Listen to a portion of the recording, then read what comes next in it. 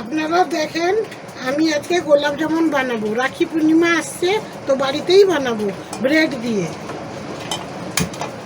এই দুধটা একটু গরম হয়ে যায়, দুধের মধ্যে আমি ব্রেড 5 পিস দিয়ে দেবো। এই দুধ আমার ফুটে এসছে, আমি ব্রেডগুলোকে দিয়ে দিলাম এর মধ্যে।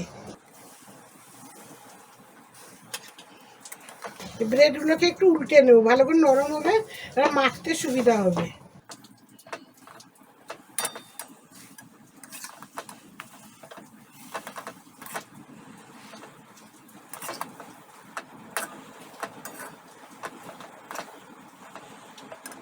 আমি এখানে একটু পাউডার দুধ দিচ্ছি, এই 100 গ্রামের মতন।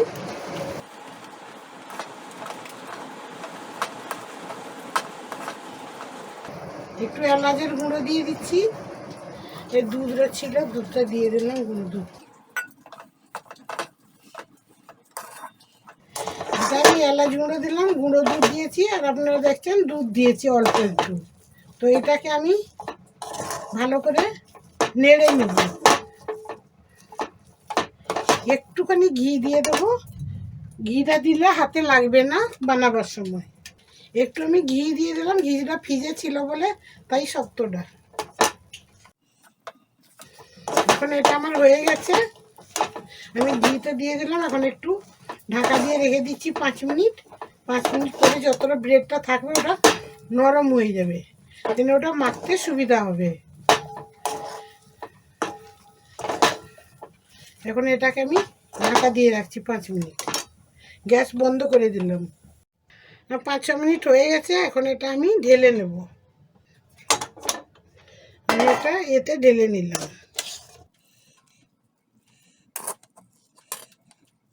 আমি শিরাটা বানাবো গোলাপ জামুনের। 1 কাপ চিনি দিলাম। এখানে আমি এই হিসাবে 1.5 কাপ জল দিলাম। এখন আমি গোলাপ জামুন গাছে ভাজবো, কড়াই তেল দিয়ে দিলাম। আর ওদিকে আমার শিরাটা হচ্ছে, সাইডে আমার শিরাটা হচ্ছে। জায়গাটা ছোট তো তো তার জন্য আমি এক সাইডে শিরা বসিয়ে দিয়েছি, আর এক সাইডে কড়াই তেল গরম হতে দিয়েছি। এখন আমি যাচ্ছি গোলাপ জামুনগুলো বানাবো। এখন আমি এটাকে ভালো করে মেখে নেব,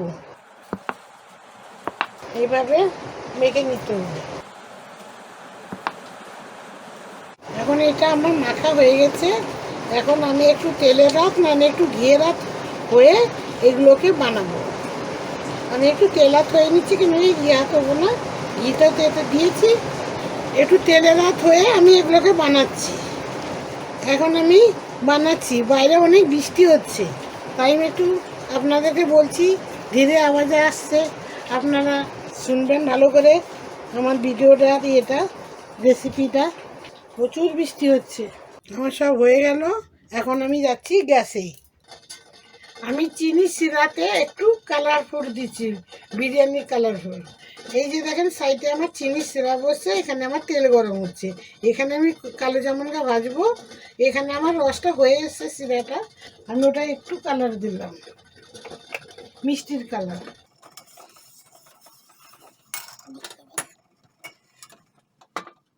এই একটুখানি কালার দিয়েছি। এখন আমি কালো জামুনটা ভাজবো, একে একে দিচ্ছি। হালকা গরম হয়েছে তেল, বেশি গরম করা যাবে না, কেন ঝট করে লাল হয়ে গেলে ভেতরটা ভাজা হবে না। তার জন্য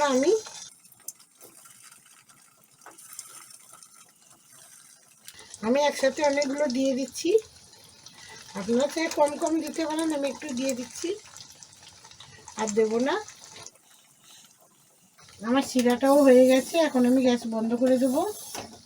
আমার চিনি শিরা আমি বন্ধ করে দিচ্ছি সাইডেরটা। এখন আমি গোলাপ জামুনটা এদিকে ভাজছি।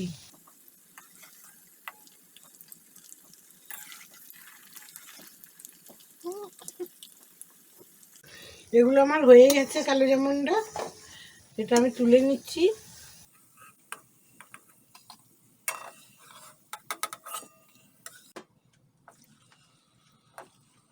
আমার এগুলো হতে থাকুক, এখন কম আঁচে ভাজা হবে।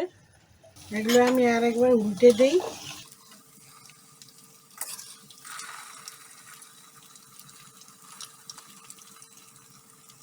আমার হয়ে গেছে এক পিঠ, আর এক পিঠ হলে হয়ে যাবে।